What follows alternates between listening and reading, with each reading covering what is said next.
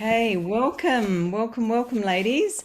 Hi, I'm with Liz Hanzi today, and we're doing our Wholehearted Chat.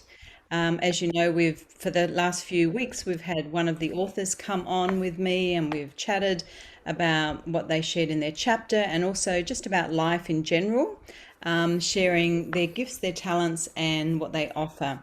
So I'm welcoming my dear friend, and she is a dear friend, Liz Hanzi. She's in Hi Atlanta with there. me as well. Hi, Liz. Hi, Lulu. It Hi, feels everybody. it feels like we could be sitting across each other having a cup of tea or something. We are. We Yeah, are. I got You have your cup. Do you have your cup? I have this beautiful glass that someone gave me, and Oh, I believe it was you. It says I goddess. do believe so. That's beautiful. Goddess glass. Yeah, yeah. So I'd like to formally introduce Liz. So Liz is the owner of Living Life Complete Professional Coaching. She's a midlife specialist.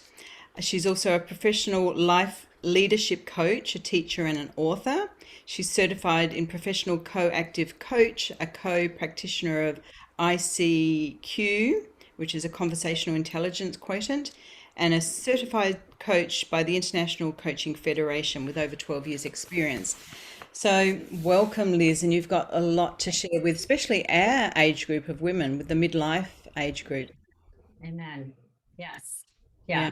Wholehearted wonder midlife people, women. And you did chapter 15, which is called Mirror, Mirror on the Wall, Reflections After 50. And when I was rereading through that chapter, I was aware of the lucid dreaming as just the way sometimes we get messages that we Mhm. at the time we're not aware, but when we move down the track a little, we realize, oh, that was a really potent message I got in that. So, do you want to just share a little bit about that or other dreams that you've had that you'd like to share with our viewers? Um, sure. So yeah, I mentioned that in the chapter because it is so poignant, and it was at the time and continues to be. Um, it was a dream that came to me while I was going through a divorce, and I was full of anxiety and fear about that separation, about being alone, all of that stuff. And so the lucid dream, which I talk about, has my ex-husband and I in these airplanes, and we're taking off, and I'm saying, no, I can't fly solo. I can't do this. I can't do this. And of course we take flight, and I end up crashing.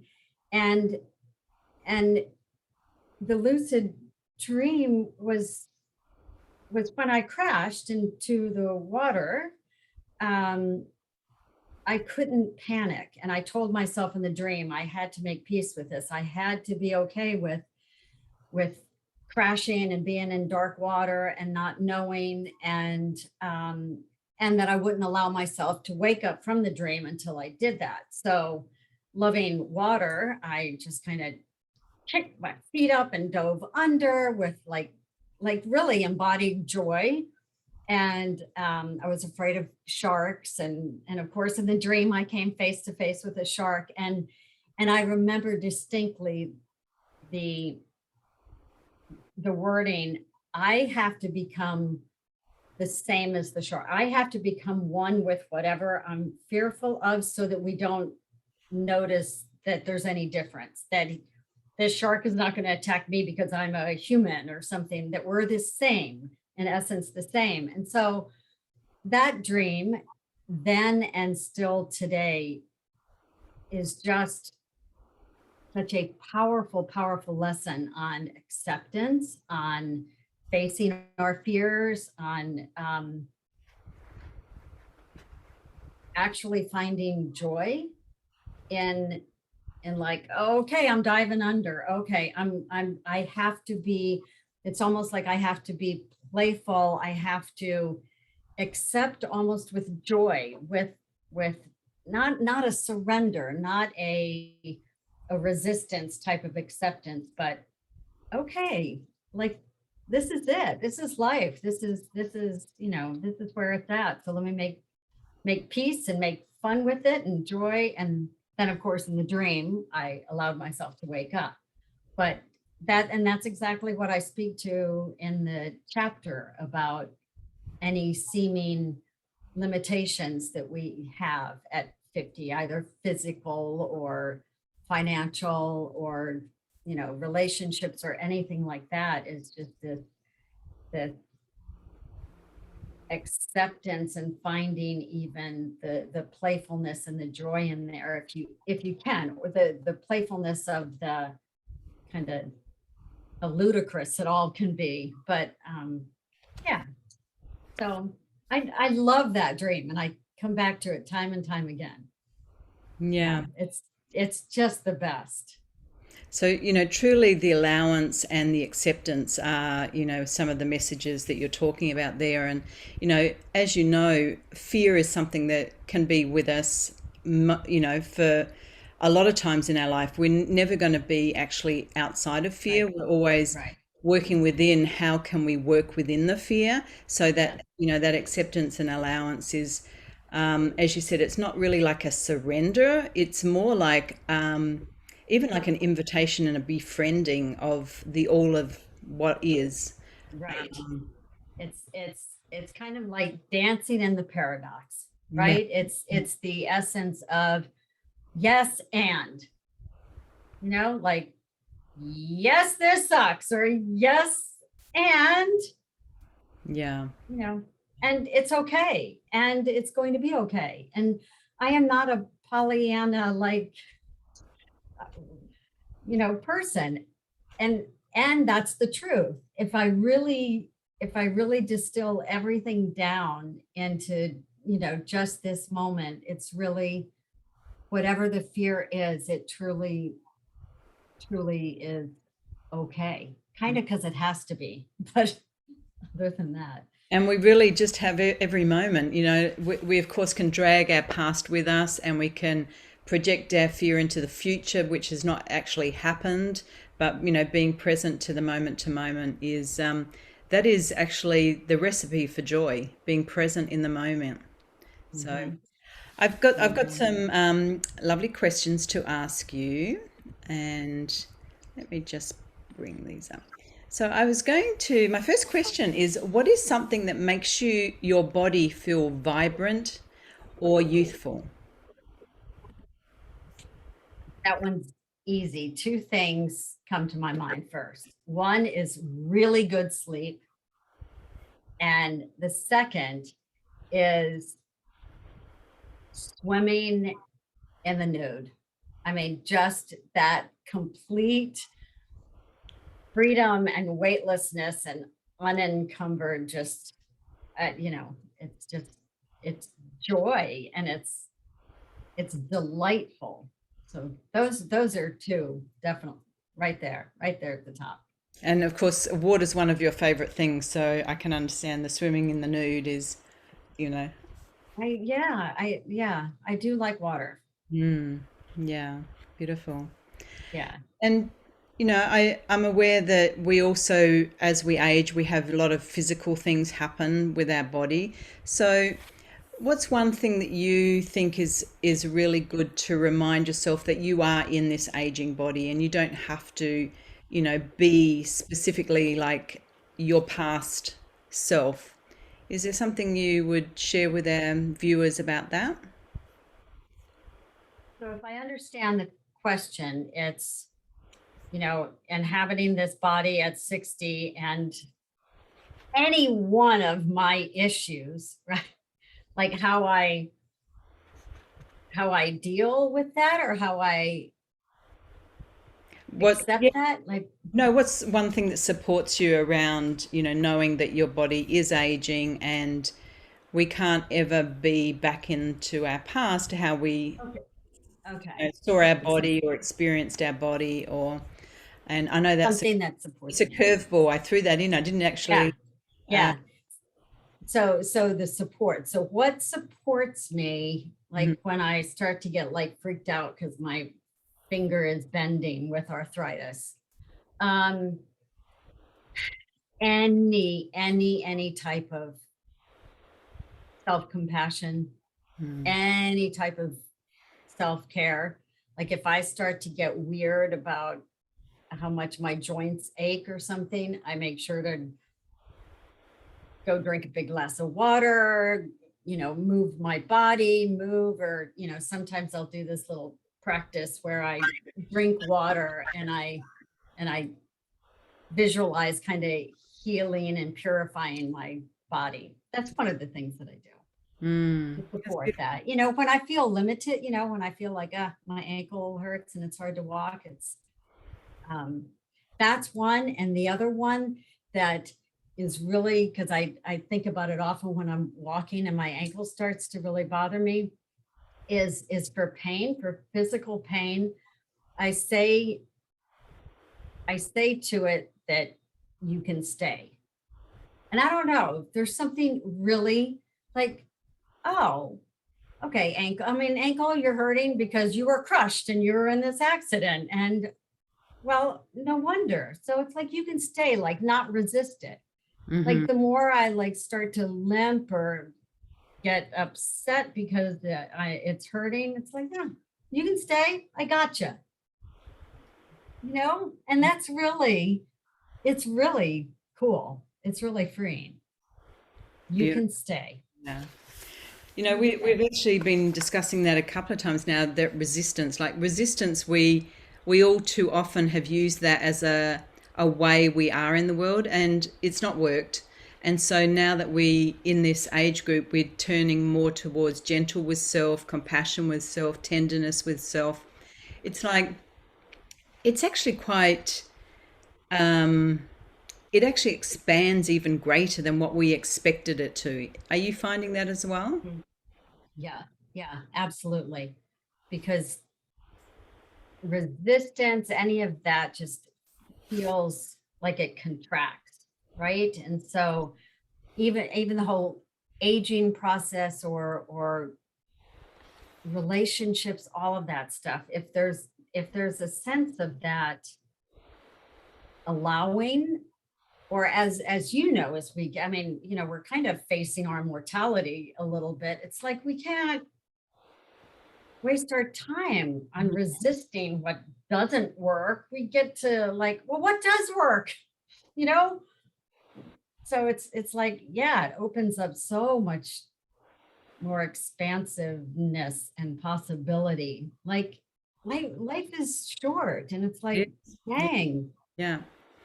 So yeah, turn more towards what is joyous. And I see we have a few have joined us. So nice to see you, Julie and Sherry. Thanks for joining us.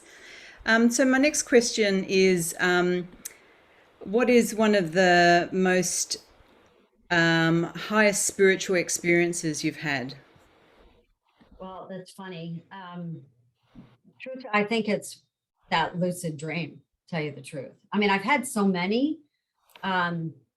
That one really hits home for me because it just boils down to the essence of being fully present. Gosh. Oh, Lulu. That's a tricky one. But definitely the lucid dreaming, because even though I've had other lucid dreams before, not quite as impactful and like detailed memory about it. Sedona, walking, nature, and anything, meditations, gosh, with Buddhist monks. I don't, there's just so many. There's so many, like right now, right here. This is a spiritual moment, everyone. It is. Choose to make it so. Yeah. Yes. Beautiful. Yeah, I love that. I love that. What's the best compliment you've received? I do not like this question. Bad luck? I'm still asking it. How any compliment is the best compliment. Thank you is one of the most beautiful compliments. Anytime any client has said to me, without you, I couldn't have gone there, or thank you. Without your guidance and your pushing or prodding, I wouldn't be here. I mean, anything like that is just, it's, I don't know. It's the best. No, I love you. It's a great compliment. I love you. I Thank do. you. Thank you. That kind of touches on something that in one of my women's groups we had last night, and we were talking about, being the supporter role as opposed to the leader role. And, when you're in the supporter role, you're not looking for the accolade or the cheers or anything, but we have such a beautiful way we can gift others by being that supporter, being that guide, holding that space for the other person like you do in your coaching. So, it's lovely to receive the compliments, but it's not what drives us to do those things. And so I just want to remind also the viewers that, if you're in a supporter role at the moment, really know that you are gifting others, even if they maybe don't say anything to you. But, know So that here's, does happen. I truly believe the supporter role is the leadership role, Mm-hmm.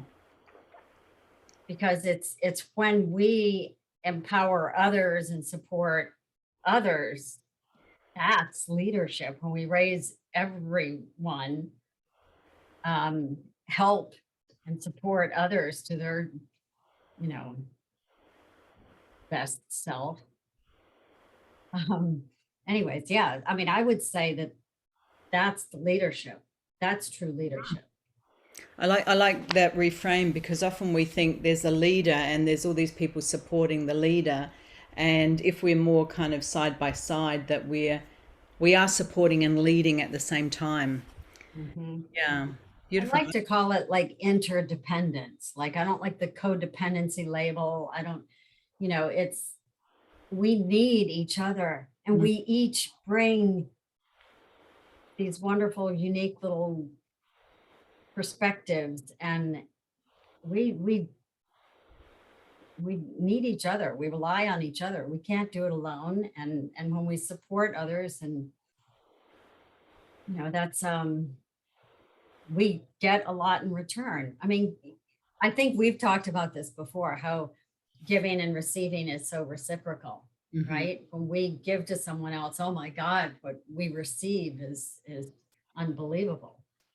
Just as in receiving fully is such a gift to the other person. Yeah, so true. Yeah. Yeah. Okay, I'm coming to my final question. And what piece of advice from someone in your life has supported you tenfold?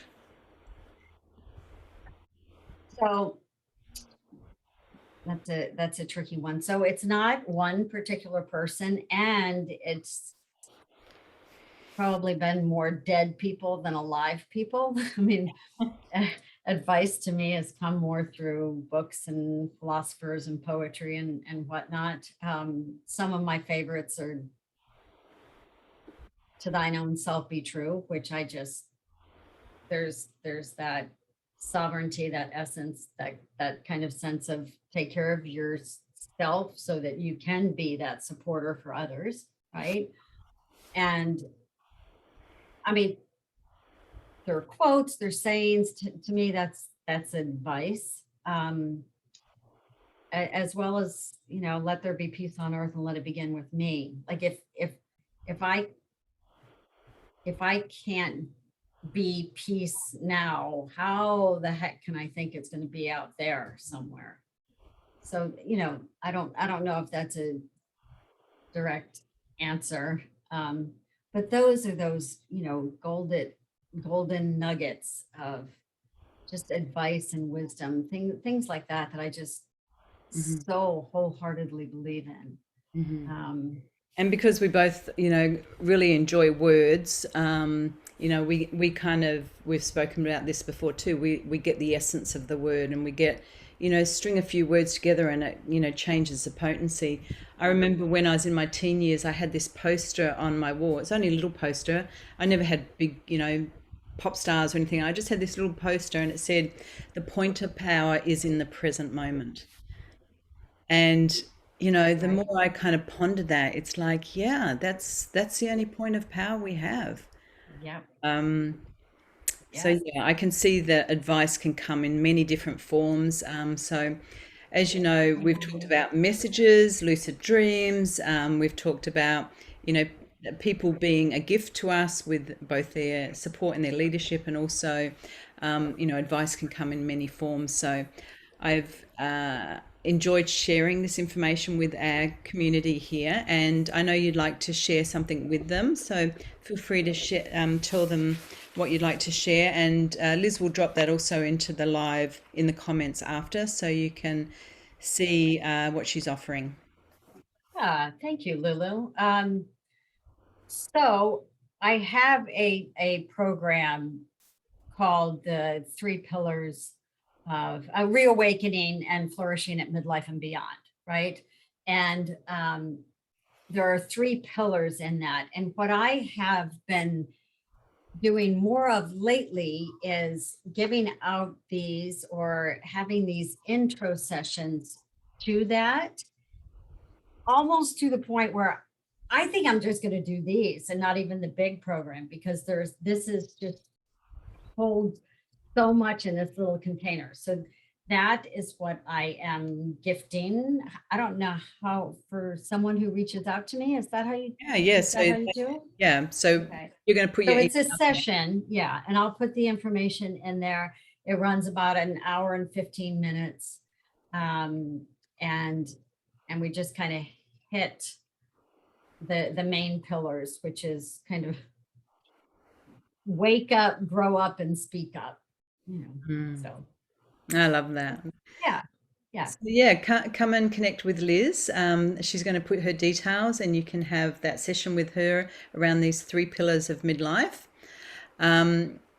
I also would like to invite people to my website with I'm doing my Wonder Quiz, so I'm going to put that that link in, Liz. Liz, I'm going to put that link in, and so yeah, any of our authors, you can find ways to connect with them as we go week by week. You're going to be introduced to each of them, and yeah, just get to know each of us more. So lots of love, and thanks for joining me here today, Liz. I really appreciate that. thank you, Lulu, and whoever's listening. Yeah. Yeah, appreciate it.